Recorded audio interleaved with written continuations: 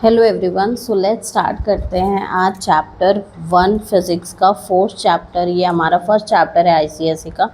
सो हम लोग आज इसको स्टार्ट करते हैं। ओके, तो सी यहाँ पे क्या लिखा हुआ है, a force when applied on a rigid body can cause only the motion in it. इसका क्या मतलब है कि अगर कोई भी रिजिड बॉडी होता है, आई एक्सप्लेन हियर कि अगर कोई भी रिजिड बॉडी होता है, क्या होता है, रिजिड बॉडी होता है जो कि एकदम टफ होते हैं, जिसके शेप चेंज नहीं होते हैं ना, तो उसमें क्या होता है, आपके दो टाइप ऑफ मोशन होते हैं। एक आपके लीनियर मोशन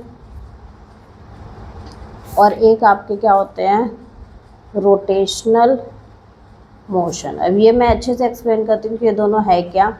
सी, जब भी कोई रिजिड बॉडी होता है तो वो उसमें शेप चेंज नहीं होगा क्योंकि वो बहुत ज़्यादा स्ट्रांग है। जैसे हमारा ह्यूमन बॉडी है, हम लोग को कोई अगर पुश करता है तो हम लोग के क्या होंगे, हम लोग के शेप चेंज नहीं होंगे। भले हम लोग के क्या होंगे, डायरेक्शन चेंज होगा, हम लोग पुश हो जाएंगे आगे की तरफ, है ना। तो वही चीज़ यहाँ पे एक्सप्लेन किया गया है कि rigid body can cause only the motion in it while applied on the non rigid body में अगर अप्लाई होता है, नॉन रिजिड बॉडी लाइक अगर अब हम लोग आटा गूंथते हैं तो उसमें क्या होता है, उसके शेप चेंज होता है because that is not a tough body, can cause both the change in it size और shape and motion in it. Okay, so ये हो गया। और हम लोग आगे क्या पढ़े हैं 9th स्टैंडर्ड में, the force applied on a body is defined as the rate of change in the linear momentum. F is equals to क्या हो जाते हैं आपके, एफ इज इक्वल्स टू हो जाते हैं आपके change in linear momentum. P is equals to linear momentum होता है एंड पी को आप क्या लिख सकते हो, पी को आप लिख सकते हो एम इंटू वी, मतलब मास इंटू वेलोसिटी। और उसमें जब टाइम के साथ जब डिफ्रेंशिएट किया जाता है, जब उसमें चेंज लाया जाता है, so that is called force. See, mass में तो कोई चेंज नहीं आएगा, so it will be M. और ये जो D V by D T होता है इसको बोलते हैं ए मतलब एक्सेलरेशन। तो ये फोर्स का डेफिनेशन आ जाता है, F is equals to mass into acceleration. Okay, so here we have this, ये 9th स्टैंडर्ड में पढ़े, यही डेफिनेशन है, मास इंटू एक्सेलरेशन। और इसके एसआई यूनिट क्या हो जाते हैं, न्यूटन। इसके एसआई यूनिट क्या हो जाते हैं, न्यूटन। ओके, सो हम लोग यहाँ से स्टार्ट करते हैं। ये जो फोर्स है उसके कारण जो मोमेंट क्रिएट हो रहा है, मतलब जो चेंजेस आ रहे हैं, जो डायरेक्शन में चेंज आएंगे, जो वो अब हमारे क्या है, तो वो है हमारे लीनियर मोशन, जिसको ट्रांसलेशनल मोशन भी बोलते हैं, ट्रांसलेशनल मोशन भी बोलते हैं। And the other motion is rotational motion. तो होता क्या है, सी, we can read it. When a force acts on the rigid body which is free to move, अगर कोई फोर्स हम लोग लगा रहे हैं कोई स्टेशनरी रिजिड बॉडी में जो कि आराम से मूव कर सकते हैं, मतलब वो किसी चीज़ में बंधे हुए नहीं है, आप उसको आराम से मूव करा सकते हो, तो बॉडी क्या होता है, स्ट्रेट पाथ में मूव करना लगता है in the direction of the force. मतलब जिधर साइड हम लोग फोर्स लगा रहे हैं वो उधर साइड मूव करने लगता है, और इसी को बोलते हैं लीनियर और ट्रांसलेशनल मोशन। एग्जाम्पल में क्या है, जैसे आप ball lying on the floor, it begins to move. अगर आप कोई बॉल आप उसको किक करोगे तो वो क्या करेगा, जिस डायरेक्शन में आप उसको किक करोगे वो मूव करने लगेगा। रोटेशनल मोशन होता है जब कोई बॉडी पाइवोटेड है, pivoted in the sense like कोई चीज़ है, लाइक डोर है, तो यहाँ पे क्या होता है, यहाँ पे वो लॉक रहता है ना, यहाँ पे वो आपका क्या रहता है, यहाँ पे वो लॉक रहता है। तो लॉक रहने से फिर क्या होता है, जब हम लोग इसमें फोर्स लगाते हैं तो ये हमारा रोटेट करता है, डोर खुलता है डायरेक्ट, ये यहाँ से पूरा खुल के नीचे नहीं गिर जाता, वो यहाँ से हम लोग फोर्स लगाते हैं और ये ऐसा रोटेट करता है, ये ओपन एंड क्लोज होता है। तो same way rotational motion, if a body is pivoted at a point, अगर वो कोई बॉडी है, जैसे मान लेते हैं ये बॉडी है, ये यहाँ पे लॉक है, तो जब आप फोर्स लगाओगे तो उसमें रोटेशन होगा, ना कि इसमें आपका लीनियर मोशन होगा। ओके, तो यही यहाँ पे लिखा हुआ है, एग्जाम्पल्स है, आपको रोटेशनल और लीनियर मोशन के एग्जाम्पल्स लर्न करने। ओके, ये बहुत इंपॉर्टेंट है, मैं जो जो आपको बताते जाऊँगी मैक्सिमम क्वेश्चन वहीं से आएंगे। सो आपको बस नोट करते जाना है कि क्या क्या पढ़ना है। अभी तक आपको सिर्फ कुछ नहीं पढ़ना, अभी तक सिर्फ आपको एग्जाम्पल्स करने, लीनियर मोशन के एक एग्जाम्पल आप कर लेना, रोटेशन के एक कर लेना। Now here comes moment. Moment what is turning effect of a force. मतलब कि अगर कोई बॉडी बंधा हुआ है, अगर कोई बॉडी लॉक है, तो उसमें जब आप फोर्स लगाते हो तो ये रोटेट करता है, तो फोर्स के कारण जो रोटेट किया उसी को बोला जाता है moment turning effect of a force, जिसको टॉर्क भी बोला जाता है. तो चलते हैं, इसको पढ़ते हैं क्या लिखा हुआ है. Consider a force, consider a body which is pivoted at the point O. वो ओ में क्या है, लॉक है, ऐसा बॉडी आप सोच सकते हो. और जब हम लोग फोर्स लगाएंगे horizontally on the body with a line of action the direction F P, देखिए आप देख सकते हो एफ पी आपको दिख रहा है स्क्रीन पे. तो force is unable to produce a linear motion. वो ऐसा नहीं होगा कि वो वहाँ से उठ के सीधा आगे चला जाएगा, नहीं. जब कोई भी चीज़ लॉक होता है और आप उसमें फोर्स लगाते हो, ये लॉक है यहाँ पे, और अगर आप इसमें फोर्स लगा रहे हो एफ, तो ये ऐसा नहीं है ये उठ के यहाँ आगे चला जाएगा, नहीं. ये उठ के क्या होगा, दिस विल रोटेट. तो वही जो रोटेट होते हैं उसी को क्या बोलते हैं, टर्निंग इफेक्ट. ओके. सो फैक्टर्स अफेक्टिंग, क्या क्या ऐसे फैक्टर्स है जो टर्निंग इफेक्ट को अफेक्ट करते हैं. एक तो magnitude of the force applied, कि आप कितने ताकत से, कितने फोर्स से किसी चीज़ पे आप फोर्स अप्लाई कर रहे हो, उसका मैग्नीट्यूड कितना है. और एक है distance of the line of action of the force. The distance of the line of action of the force from the axis of rotation, मतलब कि इसका डिस्टेंस कितना है. ये जो डिस्टेंस है ना, इस पे डिपेंड करता है कि आप कितना फोर्स लगा रहे हैं. अंडरस्टूड. ये डिस्टेंस पे डिपेंड करता है. सो द मोमेंट ऑफ फोर्स का फॉर्मूला क्या बन जाएगा, मोमेंट ऑफ फोर्स का फॉर्मूला बन जाएगा force into perpendicular distance, that is called F into, you can write distance को, यू कैन राइट डी, है ना. तो फोर्स का आपका ऐसा यूनिट न्यूटन हो जाता है और डिस्टेंस का मीटर हो जाता है. तो मोमेंट ऑफ फोर्स का ऐसा यूनिट क्या हो जाता है, newton into metre. Here also you can see the moment of force is equals to the magnitude, the product of the magnitude of the force and the perpendicular distance जो आप apply करेंगे. Now see the SI unit क्या हो गए इसके, देखिए Newton. Force के Newton होते हैं, डिस्टेंस के मीटर होते हैं. So the SI unit moment of force is newton into metre. Here you can see that. Now the CGS unit, तो न्यूटन का CGS यूनिट, फोर्स का CGS यूनिट क्या हो जाता है, डाइन हो जाता है, एंड मीटर के सेंटीमीटर हो जाएंगे. So it will be dyne into centimetre. अब ये ऐसा यूनिट तो एग्जाम में ज़रूर आएंगे. And here this relation can also come. ये रिलेशन जो है newton into metre is equals to 10⁵ dyne into 10⁻² centimetre. तो टोटल आपके कितने हो गए, जब बेस सेम होता है तो पावर ऐड हो जाता है. So this is 10⁷ dyne centimetre. So ये भी आप अच्छे से कर सकते हो. अब द इम्पॉर्टेंट पार्ट इज, जब आप न्यूमेरिकल्स बनाओगे तो आपको clockwise moment and anti clockwise moment आपको निकालना पड़ेगा. एंड आई होप आपको क्लॉकवाइज और एंटी क्लॉकवाइज पता है. जब डायरेक्शन क्लॉकवाइज हिसाब से होते हैं, लाइक जो हम लोग क्लॉक अपने घर पे देखते हैं ना, उसमें जैसे जैसे वो मूव होते हैं, अगर उस हिसाब से मूव होते हैं दैट इज़ कॉल्ड क्लॉकवाइज. अगर उसके उल्टे डायरेक्शन में कि कोई भी चीज़ मूव करे, है ना, उसको एंटी क्लॉकवाइज बोलते हैं. So the effect on the body is to turn it anti clockwise. The moment of force को हम लोग एंटी क्लॉकवाइज मोमेंट बोलेंगे और इसको हम लोग पॉजिटिव लेंगे. और अगर क्लॉकवाइज मूव करेगा तो हम लोग उसको क्लॉकवाइज मोमेंट बोलेंगे और नेगेटिव बोलेंगे. Okay. So here are some examples, you can see some common examples of moment of force. एक हम लोग पढ़ लेते हैं. Okay. To open or shut a door we apply a force F normal to the door at its handle P which is provided at the maximum distance from the hinge. क्या बोल रहे हैं कि हम लोग अगर कोई डोर है, दिस इज द डोर, ठीक है, हम लोग अगर इसके यहाँ पे ये हैंडल होता है, ठीक है, हम लोग जब यहाँ पे फोर्स लगाते हैं ना तो बहुत मिनिमम फोर्स में क्या होता है, डोर ओपन हो जाता है. तो डोर ओपन कैसे होता है, जब हम लोग यहाँ फोर्स लगाते हैं, क्योंकि इसका ये मैक्सिमम डिस्टेंस होता है. यही अगर आप फोर्स यहाँ लगाओगे ना तो आपको मतलब यहाँ पे फोर्स अगर लगाएंगे तो ये डिस्टेंस कम हो गया ना, तो आपको फोर्स ज़्यादा लगाना पड़ेगा, है ना. जैसे पोछा लगाते हैं तो उसमें क्या होता है, अब आजकल पोछे में क्या होता है, ऐसे बड़ा सा स्टिक होता है और यहाँ पे पोछा होता है.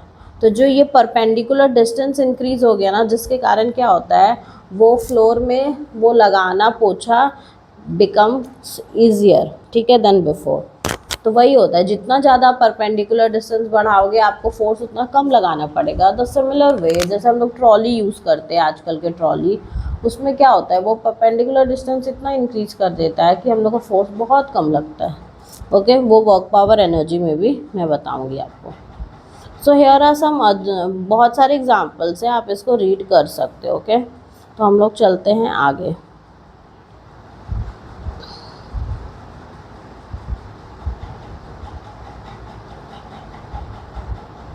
Now it's couple. Now what is couple? It is not that couple. We are not talking about that couple. We are talking about कि जब हम टू इक्वल और अपोजिट पैरेलल फोर्स लगाते हैं जो कि सेम लाइन में नहीं लगाते, तो वो एक कपल फॉर्म करता है। कपल मतलब जब दो इक्वल फोर्स लगे बट इन अपोजिट डायरेक्शन। क्या बोल रहे हैं, दो इक्वल फोर्स लगे but in opposite direction, like एक ऊपर की तरफ लगे तो एक नीचे की तरफ लगे। मतलब ये हो जाएगा आपका clockwise and this will be, this is also a clockwise, है ना, ज़रूरी नहीं है कि डायरेक्शन एकदम अलग हो। तो ये क्लॉकवाइज है but the direction is different, like ये ऊपर जा रहा है और ये नीचे आ रहा है। Okay, so this way. So two equal and opposite parallel force को हम लोग क्या बोलते हैं, कपल बोलते हैं। Couple is always needed to produce a rotation. जब भी हम लोग को किसी चीज़ का रोटेशन करना होता है, like see the examples here, turning a water tap. अगर हम लोग किसी टैप को खोल रहे हैं तो हम लोग के हाथ कैसे घूमते हैं, दोनों तरफ घूमते हैं, लाइक एक ऊपर की तरफ जाएगा एक नीचे की तरफ जाएगा। जब when we tightening the cap और वी लूजनिंग, हाँ ना, हम लोग खोल रहे हैं या बंद कर रहे हैं। टर्निंग अ की इन अ लॉक, जब हम लोग चाबी भी घुमाते हैं तो वैसे ही होता है, हमारे हाथ दो तरफ जाते हैं, एक ऊपर एक नीचे। Turning a steering wheel, car भी चलाते हैं तो आप you will experience this. Okay, so ये हो गए आपके। So the moment of couple ना, द मोमेंट ऑफ कपल से आपके न्यूमेरिकल्स बनेंगे, है ना। सी, अगर ये आपके हैं, this is the diagram. Okay, couple action. So the moment of force F at the end A, F is F into O A हो जाएगा anticlockwise, F into O A आपको दिख रहा है। सो एफ इंटू ओ ए, ये anti clockwise आ रहा है, clockwise जैसे चलता है उसके उल्टा, है ना। और the moment of force F at the end B, वो कैसा चल रहा है, वो भी एंटी क्लॉकवाइज चल रहा है। तो जब दोनों को ऐड करेंगे, दोनों का क्या हो रहा है, फोर्स इंटू आपके क्या हो रहा है, फोर्स इंटू डिस्प्लेसमेंट हो रहा है। I hope you are getting it, let me explain. और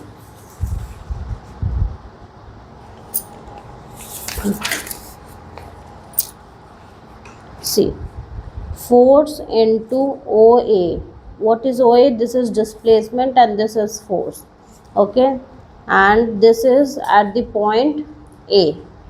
Okay, अगर हम लोग यहाँ पे डायग्राम बनाते हैं तो ये हो गया आपकी, किधर भी बना सकते हैं। ओके, हम लोग क्लॉकवाइज बना दिए, बट इट्स ओके, अगर ऐसे रहेगा एंटी क्लॉकवाइज ऐसे, ठीक है। So this is O, this is A, here F, B, here also F. Okay, तो इसमें क्या होंगे आपके, ये टोटल डिस्टेंस D दे दिया। तो मोमेंट ऑफ फोर्स आपका एट ए पॉइंट पे क्या हो जाएगा, this is force into O A. Okay, this is the moment of couple, moment of force, moment of force at point A. I think you understood. The moment of force at B, ये क्या हो जाएंगे, F into O B. Okay, so अगर हम आप total करते हो तो क्या हो जाएगा, F into O A plus F into O B. So F common ले लेंगे तो O A plus O B. So this O A plus O B what it is, it is total D। तो F into D आ गया। तो ये सब आपको डेरिवेटिव नहीं आता है आईसीएसई में, you just have to make the numericals. इसका मतलब है कि आप कोई भी फोर्स ले लेना, चाहे आप इधर से लो या इधर से लो, और उसके बीच का जो पूरा परपेंडिकुलर डिस्टेंस है आप वो ले लोगे। द मोमेंट ऑफ कपल, आपको ये फॉर्मूला मिल गया। So this you have to learn, this is the formula of moment of couple. Okay sir. जल्दी जल्दी ख़त्म करते हैं क्योंकि न्यूमेरिकल्स इंपॉर्टेंट है इस पार्ट के। न्यूमेरिकल्स इज़ इम्पॉर्टेंट, थ्योरी उतना इम्पॉर्टेंट नहीं है। मैं जितना बोल रही हूँ बस उतना पढ़ना है आपको। Now equilibrium. इक्विलिब्रियम क्या होते हैं? जब बहुत सारे फोर्स लगाया जाए, है ना, क्या किया जाए, जब बहुत सारे फोर्स लगाया जाए बॉडी पे और बॉडी में कोई चेंज ही ना आए, ना उसके स्टेट ऑफ रेस्ट में चेंज आए, ना लीनियर मोशन ना रोटेशन मोशन इन द, मतलब उसका मतलब क्या है कि अगर कोई बॉडी रेस्ट पे है, ठीक है, when a number of force acting on the body, मान लेते हैं हम लोग खेल रहे हैं, ठीक है, एक बच्चा को बीच में खड़ा कर दिए, 4 बच्चा उसको इधर से टान रहे, 4 बच्चा उधर से टान रहा है, तो उसमें कुछ चेंज ही नहीं आ रहा है, वो जहाँ है वहीं पे चुपचाप बैठा है या खड़ा है, तो क्या आ रहा है, वो इक्विलिब्रियम स्टेट में। इक्विलिब्रियम स्टेट मतलब देयर इज़ नो चेंज, उसके बॉडी में कोई चेंज आ ही नहीं पा रहा है, वो सारे फोर्स क्या हो जा रहे हैं, एक दूसरे को कैंसिल कर दे रहे हैं। अंडरस्टूड? क्या कर दे रहे हैं? कैंसिल। सो इक्विलिब्रियम भी 2 टाइप का होता है, static equilibrium, dynamic equilibrium. Static equilibrium मतलब जब बॉडी स्टेट में रह जाए, अगर उसमें बहुत सारे फोर्स लग रहे हैं और तब भी वो रेस्ट पे रह जाए, सॉरी, जब वो रेस्ट पे रह जाए उसको बोलते हैं स्टैटिक इक्विलिब्रियम। जैसे कि अगर कोई बॉडी है, टेबल टॉप पे रखा हुआ है, उसको कोई इधर से टान रहा है, उधर से टान रहा है, दोनों साइड से टान रहा है, but the body does not move. The reason is that जितना भी फोर्स अप्लाई हो रहे हैं वो इक्वल और अपोजिट हो रहे हैं और वो एक दूसरे को बैलेंस कर दे रहे हैं, ताकि जो नेट हॉरिजेंटल फोर्स लग रहा है वो ज़ीरो हो जा रहा है और बॉडी जो है वो रेस्ट पे रह जा रहा है। ठीक है। बुक भी अगर हम लोग रखते हैं टेबल पे तो वो टेबल पे ही रहता है, क्योंकि टेबल जितना फोर्स नीचे की तरफ लग रहा है, बुक जितना फोर्स अपने नीचे की तरफ लगा रहा है, टेबल भी उतनी फोर्स ऊपर की तरफ लगा रहा है, दोनों एक दूसरे को बैलेंस कर रहा है and the book remains at that position. Okay, I hope you are getting the point. मैं आपको नहीं दिख रही हूँ क्योंकि ऐसे पढ़ाना ज़्यादा ईजियर है ना, बोर्ड पे मैं पढ़ाऊँगी तो उतने अच्छे से एक्सप्लेनेशन नहीं होगा। सो ये सारे वीडियोस आपके लिए बहुत हेल्पफुल है। फिज़िक्स, केमिस्ट्री, बायो, पहले मैं फ़िज़िक्स और बायो ख़त्म करूँगी और साथ साथ में ट्राई करेंगे केमिस्ट्री भी ख़त्म करने का। मैं आपके ये सारे सब्जेक्ट्स ख़त्म करूँगी और मैथ्स हम लोग अच्छे से पढ़ेंगे बोर्ड पे, जहाँ पे आप मुझे देख पाओगे और जब मैं बोर्ड पे पढ़ाऊँगी एक्सप्लेनेशन करेंगे, जो इम्पोर्टेंट क्वेश्चंस होगा वो बनाएंगे और बाकी के क्वेश्चंस मैं आपके पेपर पे बना दूँगी। जितने भी एक्सरसाइज के क्वेश्चंस हैं मैं कुछ भी नहीं छोड़ूंगी, मैं सारे आपके लिए एक्सप्लेन करूँगी और सॉल्व करूँगी ताकि आपको सॉल्यूशन भी मिले, लेकिन उसका एक्सप्लेनेशन भी मिले। आपको सॉल्यूशन तो कहीं भी मिल सकता है, गूगल पे आजकल हर जगह मिल जाता है, बट कोई आपको एक्सप्लेन नहीं करेगा और मैं वो आपको एक्सप्लेन करूँगी। ओके, सो मैं आपको सॉल्यूशन भी दूंगी, उसके साथ एक्सप्लेनेशन भी दूंगी हर एक क्वेश्चन के, ताकि आपके बोर्ड एग्ज़ाम बहुत अच्छे से हो। जो भी बच्चे सारे 10th स्टैंडर्ड में जा रहे हैं उनके लिए सारे वीडियोस बहुत इंपॉर्टेंट है। सो प्लीज़ आप सब्सक्राइब करना मेरे चैनल को, नोटिफिकेशन ऑन करके रखना ताकि मेरे जितने भी वीडियोस अब आ पाए वो सारे आपको मिलेंगे। Okay, so do share it and ठीक है, लेट्स कंटिन्यू पढ़ते हैं अच्छे से। बीम बैलेंस पता है आपको क्या होता है ना? पहले जब सब्जी लाने जाते थे तो बीम बैलेंस में रखा जाता था, दोनों तरफ बैलेंस किया जाता था, तो वही होते हैं बीम बैलेंस, उसी को स्टैटिक इक्विलिब्रियम बोलते हैं। So static equilibrium. Dynamic equilibrium क्या होता है? ये सारे में भी आपको डेफिनेशन आ जाए बट उतना थ्योरी इससे नहीं आता। When a body remains in the state of motion, मतलब कि बहुत सारे फोर्सेस लग रहे हैं बट उसमें कुछ उसका मोशन में चेंज ही नहीं आ रहा, लाइक ना वो रुक रहा है ना कुछ हो रहा है, वो बस अपना जो मोशन में है वो मोशन में ही रह रहा है, that is called dynamic motion. तो ये सारे के एग्जाम्पल्स आप लर्न कर सकते हो, एग्जाम्पल इज़ इम्पॉर्टेंट। ओके, जैसे एक एरोप्लेन है वो मूव करता है at the constant height when the upward lift on it balance its weight downward. बोल रहा है जब एरोप्लेन मूव करता है तो उसके जितने भी फोर्स ऊपर की तरफ वो लेता है, जितना भी फोर्स उसके डाउनवर्ड लगता है वो उसको क्या कर लेता है, बैलेंस कर लेता है। जितना फोर्स अगर नीचे की तरफ लग रहा है अगर वो उसको बैलेंस कर लेगा तो क्या होगा, एरोप्लेन अपने हाइट पे मूव करेंगे, नीचे नहीं होंगे। That is the thing. Okay, and now and this is the according to the principle of moment in equilibrium. अगर इक्विलिब्रियम में कंडीशन है तो क्या होता है, sum of anticlockwise moment is equals to sum of clockwise moment, और इससे आपके बनेंगे numericals. Okay, so I just hope आपको ये समझ आया। कुछ नहीं है, ये सब कुछ आपको डेरिवेटिव नहीं चाहिए। हाँ, कंडीशन फॉर इक्विलिब्रियम एग्जाम में आता है, तो ये आप लर्न कर लेना कि जब रिजल्टेंट फोर्स जितना भी बॉडी पे लग रहा है वो क्या हो जाता है, ज़ीरो हो जाता है। And the algebraic sum of moment of all the forces acting on the body, वो भी सारे क्या हो जाते हैं, ज़ीरो हो जाता है, तब वो इक्विलिब्रियम में कंडीशन जाता है। Oh sorry sorry sorry. Okay, so this is the thing, chapter हो गया वाला इसका खत्म। अब ये सारे एग्जाम्पल्स हैं जिसको मैं आपको सॉल्व कर दूंगी, एक्सप्लेन कर दूंगी नेक्स्ट पार्ट में, है ना। इस पार्ट में एक्सप्लेनेशन रखते हैं, नेक्स्ट पार्ट में हम लोग न्यूमेरिकल सॉल्व करेंगे। और ये सारे न्यूमेरिकल्स मैं आपको एक्सप्लेन करने के बाद एक्सरसाइज में जो न्यूमेरिकल्स है वो मैं आपको सॉल्व करके दिखाऊंगी, पूरा पर्टिकुलर मैं दिखाऊंगी, ताकि आपको कोई भी कन्फ्यूजन नहीं रहे और आपको सॉल्यूशन के साथ एक्सप्लेनेशन भी मिले। Okay, because this numericals is very important. ये आपको आएगा, एक ना एक ही न्यूमेरिकल्स इसमें से आते हैं, दैट इज़ फिक्स। ओके, अब आता है centre of gravity. What is centre of gravity? एक ऐसा बॉडी का पॉइंट जिसमें पूरा बॉडी का वेट जो होता है वो बैलेंस हो जाता है, that is called the centre of gravity. See, we can read this, the centre of gravity of a body is the point about which the algebraic sum of moment of the weight, weight का जितना पूरे body का जो wait है उसका जब आप moment निकालोगे वो सब मिला के अगर ज़ीरो हो जाए, है ना, द इंटायर वेट जो होता है वो उस पॉइंट में कंसिडर किया जाता है। जैसे कि अगर आप एग्जांपल लेते हैं, लाइक आप बहुत सारे स्टूडेंट को या प्लेयर्स को देखे होंगे, वो बास्केटबॉल को ना अपने एक पॉइंट पे, अपने एक फिंगर पे वो बैलेंस कर लेते हैं, इसका मतलब वो उसका सेंटर ऑफ ग्रेविटी है। पूरा बॉडी का जो वेट है वो उस पर क्या हो जा रहे हैं, बैलेंस हो जा रहे हैं।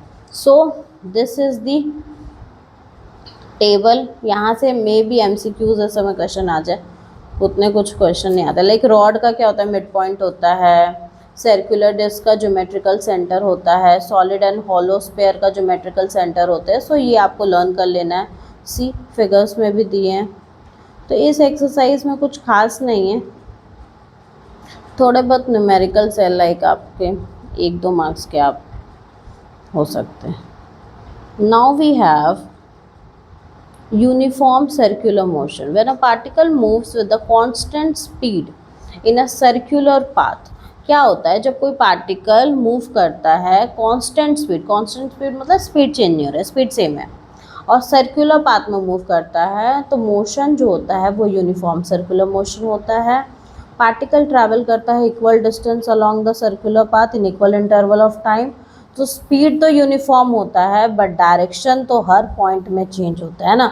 जब आप किसी चीज़ में लाइक ऐसे सर्कल में घूम रहे हो, लाइक अर्थ घूमता है सन के चारों तरफ, तो क्या होता है, स्पीड तो सेम है, मान लेते हैं 10 किलोमीटर पर सेकेंड या कुछ भी ऐसे, लाइक एग्जाम्पल ले रही हूँ मैं, कुछ भी मूव कर रहा है, बट हर एक पॉइंट में क्या हो रहा है, उसके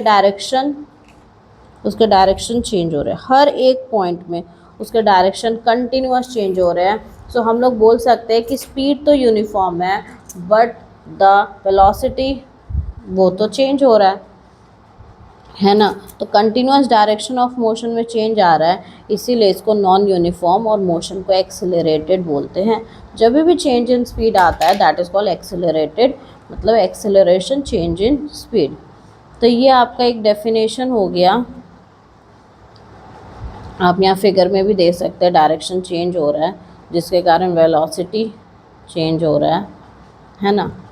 नो मैटर कि see it's written the velocity of particle in circular motion is variable मतलब चेंज हो रहा है। The circular motion is accelerated even though the speed of the particle is uniform. So the difference between uniform circular motion and uniform linear motion, in uniform linear motion the speed और velocity दोनों constant रहता है, क्योंकि वो लोग सीधा सीधा चलते हैं ना, velocity में भी चेंज नहीं आ रहा है, स्पीड में भी चेंज नहीं आ रहा है, सो एक्सेलरेशन हो जाता है ज़ीरो। एक्सेलरेशन मतलब कुछ नहीं होता, एक्सेलरेशन मतलब चेंज इन स्पीड, सो वो तो ज़ीरो हो जाएंगे, ठीक है। लेकिन जब यूनिफॉर्म लीनियर मोशन में आते हैं तो वो अनएक्सेलरेटेड मोशन होता है, यूनिफॉर्म सर्कुलर मोशन में वेलोसिटी तो चेंज होता है with just because of direction, है ना। और although the speed is uniform, speed uniform रहने से भी कोई फ़र्क नहीं पड़ता, लेकिन उसका डायरेक्शन हर पॉइंट में चेंज होता है, देयरफॉर हम लोग बोलते हैं कि वेलोसिटी में चेंज आता है। अगर आप मेरी बात को एकदम ध्यान से सुनोगे और पेंसिल से अपने बुक में मार्क कर लोगे तो आपको किसी भी टीचर का ज़रूरत नहीं पड़ेगा, आपको सुनना है और आपको एग्ज़ाम में जाके आप अपने वर्ड्स में भी लिख दोगे, you will get the marks. So बहुत ध्यान से समझिए, सुनिए, बहुत इजी वे में मैं बता दे रही हूँ, आपको बिल्कुल भी रटना नहीं पड़ेगा। अब आते हैं दो टर्म, एक centripetal force and the second one is centrifugal force. So centripetal force is क्या होते हैं जी, यहाँ पे लिखा हुआ है मोशन इन सर्कुलर पाथ। जब सर्कुलर पाथ में मोशन होता है तो it's possible only under the influence of the force. एक फोर्स फील होता है जब कोई सर्कुलर मोशन में मूव करते हैं, आप लोग बाइक चलाते हो तो आप लोग फील कर सकते हो, तो वो जो फोर्स होता है जो अंदर की तरफ किसी चीज़ में लेते हैं, लाइक जब हम लोग कहीं पे सर्कुलर घूमते हैं गोल चक्कर ये सब में, तो जब अंदर की तरफ ऐसे घुसना होता है तो एक फोर्स फील होता है, that is called centripetal force. वो फोर्स ऐसा होता है जो हम लोग को अंदर की तरफ लेता है, is directed towards the centre of the circle and इसमें भी एक्सेलरेशन वेरिएबल होता है। और फॉर लिखा हुआ है देखिए, hence for the body moving the circular path the force is needed is called centripetal force. जो वो अंदर की तरफ लगता है, जैसे ये आप मूव कर रहे हो तो जो अंदर की तरफ आपको फोर्स लगेगा, जो आपको बॉडी को अंदर की तरफ लेके जाएगा गोल चक्कर के अंदर, तो उसको क्या बोलेंगे, सेंट्रीपेटल फोर्स। और जब वही गोल चक्कर से जब आपको बाहर निकालना है, क्योंकि आप उसमें गोल गोल तो नहीं घूमते रहोगे, जब आप बाहर निकलते हो कि वो फोर्स से बाहर निकलना है सीधा, तो उस टाइम आपका लगता है सेंट्रीफ्यूगल फोर्स। देखिए यहाँ पे लिखा हुआ है the force acting on the body away from the centre of circular path. जब सेंटर में लेकर जाए सर्कुलर पाथ के, दैट इज कॉल्ड सेंट्रीपेटल। जब सर्कुलर पाथ के बाहर लेकर जाए, that is called centrifugal force. Okay, ये अपोजिट लगता है सेंट्रीपेटल के और मैग्नीट्यूड सेम होता है। So that's it. ये दोनों के डेफिनेशन एग्जाम में बस आते और कुछ नहीं आते, ये सारे थ्योरी हैं, आप पढ़ लोगे सेकंड पार्ट और थर्ड पार्ट के। फर्स्ट पार्ट में सिर्फ न्यूमेरिकल्स हैं and that is very important, आपके फर्स्ट टर्म में बहुत सारे आएंगे उसमें से, सो आपको वो प्रैक्टिस करना है। मैं इसके सेकंड पार्ट में आपको सारे न्यूमेरिकल सॉल्व करके दिखाऊंगी। Okay, so thank you so much. आप सारे कोई ये सब वीडियोस अच्छे से देखिए, अपने फ्रेंड्स को शेयर करिए, जहाँ शेयर कर सकते हैं वहाँ शेयर करिए and do support. Okay, thank you so much, bye bye.